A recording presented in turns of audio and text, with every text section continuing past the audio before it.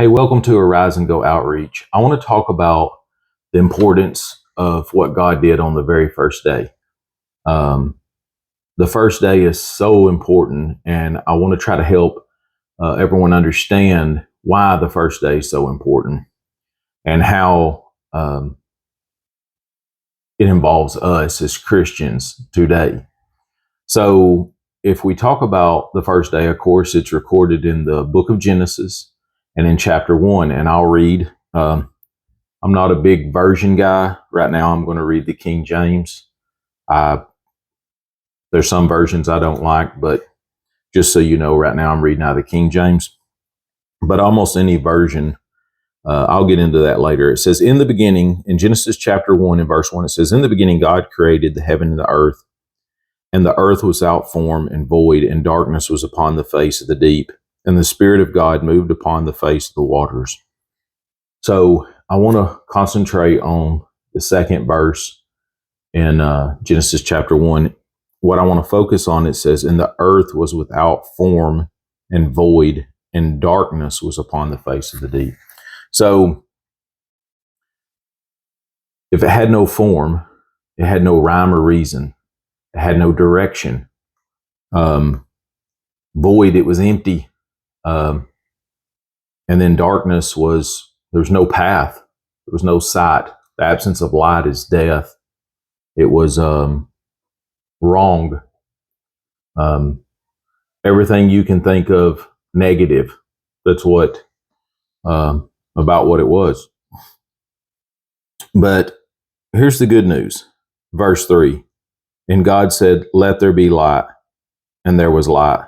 And God saw the light, that it was good. And God divided the light from the darkness. So to sum up the Bible, the Old Testament is Jesus is coming. The gospel is Jesus is here. And then was it Acts through Revelation is he's coming back.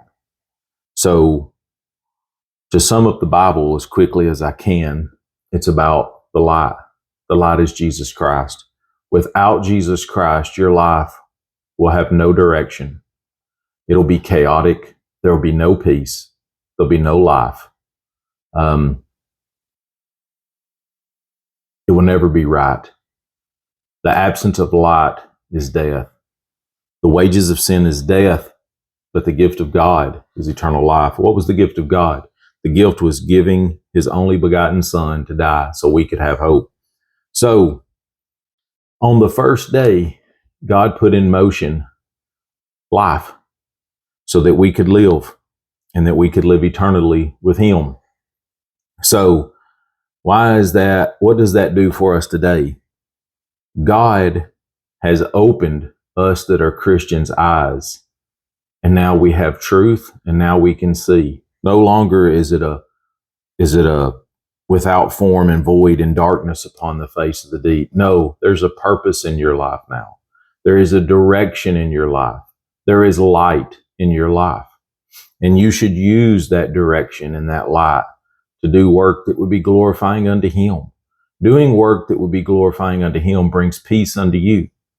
And there's no greater thing on this earth. There's no greater duty than to serve God. So I hope that being a light is something that excites you. I hope that understanding that no longer are we dead, but we have eternal life is something that brings you peace. Now, real quickly, when I talk about versions, the reason I say I really don't get caught up with versions of the Bible is because I believe Jesus Christ is the light.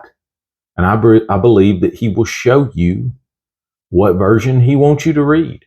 I think if you're tied up in something that you shouldn't be tied up in, he's going to reveal it with light that you're doing something you should not be doing. And that when he shines that light on it, things will be corrected. He is the potter and we are the clay. He's molding us into what he wants us to be. So I don't get caught up a whole lot with what version Bible you read. I just worry, no, I shouldn't say worry. I'm just concentrate more on, do you believe that Jesus Christ died for you? And I try to speak truth. I try to get truth out there, but I don't try to help God. I try to be a servant unto God. A preacher preached a sermon one time, are you God's servant? Or are you God's helper? God's got his job. He doesn't need help doing his job. I need to be obedient. So with that, I hope that's something that helps. And in closing, if you have a question, please leave a comment. If you have a prayer request, please leave a comment. If you don't want it to be in public, I will leave a website and somewhere on the screen where you can see it. You can reach out. We'll pray for you.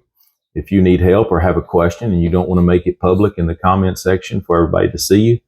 But one thing I want to do with the Arise and Go is I want to help. So if there's something that we can pray about for you, just let us know. And hey, we love you. So God bless.